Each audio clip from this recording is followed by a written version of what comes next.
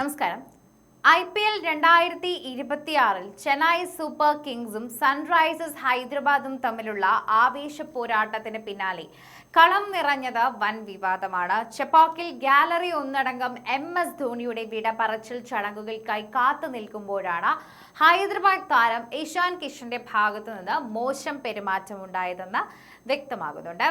മോശം പെരുമാറ്റം എന്താണെന്നും CSK ആരാധകരെ പരസ്യമായി പരിഹസിക്കുന്ന രീതിയിലായിരുന്നു എന്നുമാണ് ഉത്തരം.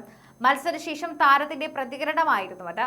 മത്സരം അവസാനിച്ചയുടൻ ഗാലറിയിൽ ഉണ്ടായിരുന്ന ചെന്നൈ ആരാധകർക്ക് നേരെ തിരിഞ്ഞ് ഇഷാൻ കിഷൻ മോശം ആംഗ്യങ്ങൾ കാണിക്കുകയായിരുന്നു ഉണ്ടായിരുന്നത്.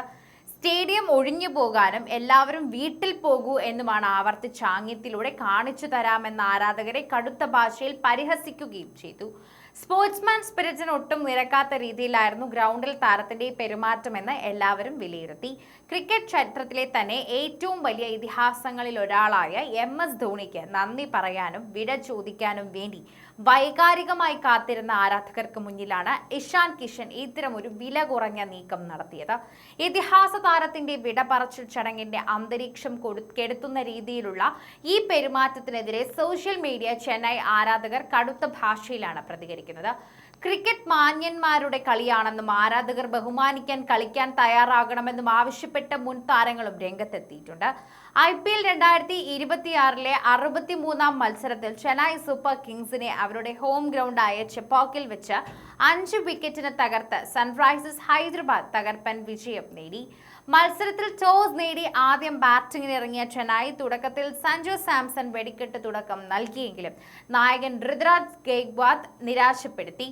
മധ്യനിരയിൽ തന്നെ ഡെവാൾ ബ്രെവിസിന്റെയും കാർത്തിക് ശർമ്മയുടെയും പോരാട്ട വീര്യമാണ് ചെന്നൈയെ ഭേദപ്പെട്ട നിലയിലെത്തിച്ചത്. എന്നാൽ ഡെത്ത് ഓവറുകളിൽ ഹൈദരാബാദ് ക്യാപ്റ്റൻ പാറ്റ് കമ്മിൻസ് നടത്തിയ മികച്ച ബൌളിംഗ് പ്രകടനം ചെന്നൈയെ നിശ്ചിത 20 ഓവറിൽ 180 റൺസിൽ ഒതുക്കുകയായിരുന്നു.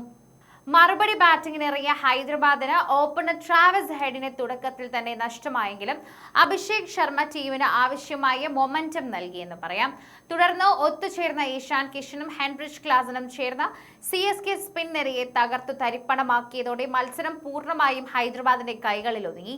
47 പന്തിൽ 7 4-ഉം 3 6-ഉം അടക്കം 70 റൺസ് വാരിക്കൂട്ടിയ ഇഷാൻ കിഷനാണ് ഹൈദരാബാദിന്റെ തന്നെ വിജയശില്പി. ഈ ജയത്തോടെ സൺറൈസേഴ്സ് ഹൈദരാബാദ് പ്ലേ ഓഫ് യോഗ്യത ഔദ്യോഗികമായി ഉറപ്പാക്കിയപ്പോൾ കനത്ത തോൽവി ഏറ്റുവാങ്ങിയ ചെന്നൈ സൂപ്പർ കിങ്സ് വെറും 12 പോയിന്റിൽ ഒതുങ്ങി പ്ലേ ഓഫ് സാധ്യതകൾ അങ്ങേയറ്റം സങ്കീർണമാക്കുകയായിരുന്നു. വളരെ ശാന്തമായി എല്ലാ കാര്യങ്ങളെയും സമീപിക്കുകയും വലിയ അഗ്രഷൻ ഇല്ലാതെ തന്നെ ബാറ്റുകൾ കൊണ്ടും വിക്കറ്റിന് പുറകിൽ പ്രകടനങ്ങൾ കൊണ്ടും എതിരാളികൾക്ക് മറുപടി കൊടുത്താണ് എത്തിയത്.